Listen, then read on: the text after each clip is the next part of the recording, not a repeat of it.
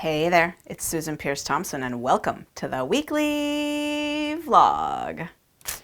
So, the other morning I was sitting at breakfast, and my sweet husband David texted me a link to an article. And I sat there and I read it, and my mind was blown. And I did some more online research and Googling to sort of figure out and ramify the effects or the impact or the consequences, the implications, that's the word I'm looking for, the implications of this research for someone on a bright line eating journey. And I knew right then and there that I was definitely going to shoot a vlog on that topic. So here we go. So the article was published November 29th in the journal Current Biology.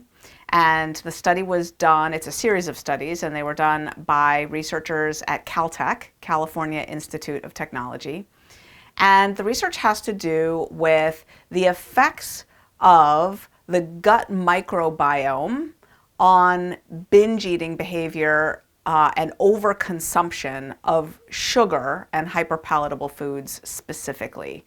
The research was done in mice. Mice have remarkably similar eating behaviors and eating disordered behaviors as human beings. It's quite easy to induce the sort of binge eating behavior and so forth that human beings experience in mice. You just have to give them access to human food. You give them access to Fruit Loops and cheesecake and pizza, and suddenly they turn into obese binge eaters. Shocking. Anyway, there's a lot of research showing that the digestive systems and the brains of mice when it comes to feeding are very, very similar to humans. So anyway, they did this study in mice, and here's what they did. The first thing they did was they exposed these mice to antibiotics for 4 weeks. 4 weeks of antibiotics, and wiped out their gut microbiome. And then they gave them access either to regular mouse chow, which is just these little pellets, balanced nutrition for mice, or little sweet pellets, little hyperpalatable sugar pellets. And the mice in the state of having their microbiome wiped out, who got access to the sugar pellets, overate them massively. So ate 50% more of those sugar pellets in a 2-hour span of time, ate more, ate faster, demonstrating binge eating behavior. Interestingly, they would eat a normal amount of mouse chow. They didn't want any more of real food. They only wanted more of the sugar.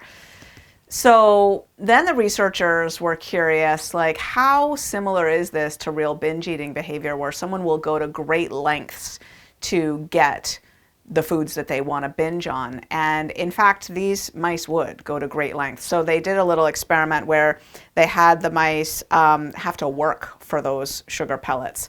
So it was like press a lever to get a pellet, then press the lever twice to get a pellet, then 4 times to get a pellet. And eventually, the mice that had not had their gut microbiota wiped out by the antibiotics would get tired of pressing the pellet to get some sugar. I mean, a normal mouse will press a lever to get a sugar pellet for sure. I mean, they like sugar pellets, absolutely, just like human beings do.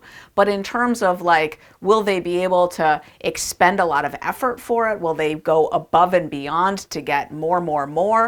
Not so much. The mice who had the normal microbiome would get tired pretty quickly of pressing that lever more and more times to get that sugar pellet. But the mice who had their gut microbiota wiped out would keep pressing that lever to get the sugar. They needed it, indicating, the sort of, that's a standard sort of assessment of effort, motivation, but also addiction, right? How much does someone need the next hit? So those mice really demonstrated that. Now, interestingly, once you restore the gut microbiota, the binge eating of sugar goes away. So they did fecal transplants on the mice where they restored their gut microbiota And suddenly the mice acted just like regular mice, where they would, eat some of the sugary pellets, but not 50% more and way faster, and, that sort of binge eating behavior, and not needing to press the lever over and over and over again, right? So then they did an interesting twist on this, where they experimented with different antibiotics, which affect different aspects of the gut microbiome.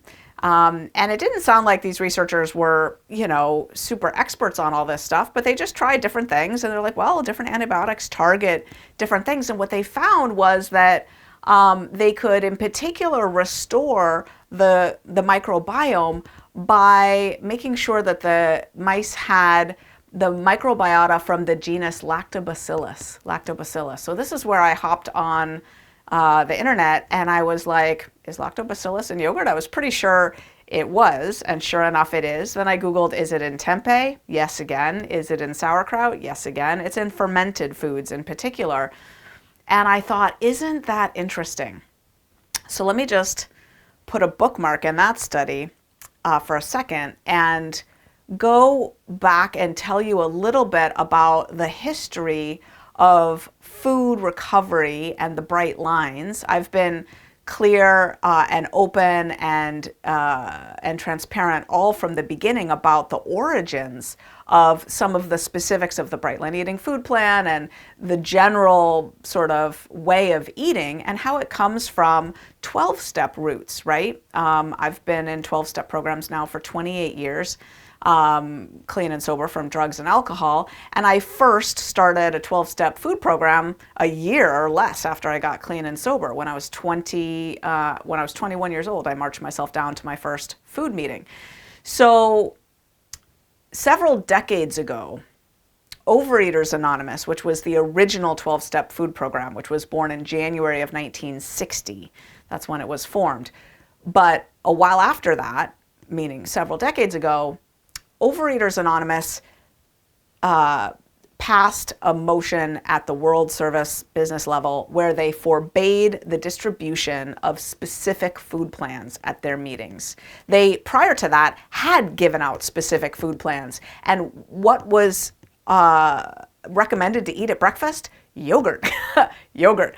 As a protein serving. I mean, it was probably one of many options, but yogurt was often recommended. Now, once the food plans went away in OA, specific strains of people who were, or lineages, if you will, who were working a program and were really recovering and had physical recovery and peace of mind around food, they didn't want to live in a world where they couldn't pass out food plans to newcomers coming to meetings. They thought, the real clarity about what to eat, what not to eat, and how to eat was the foundation for recovery. Just like you couldn't imagine going to an AA meeting and being told, well, you can decide for yourself whether you want to drink or not. It's like, no, we need to be clear about what abstinence is.